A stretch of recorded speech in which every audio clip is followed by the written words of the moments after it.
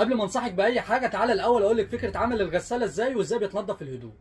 الغساله بتنظف الهدوم عن طريق الاحتكاك.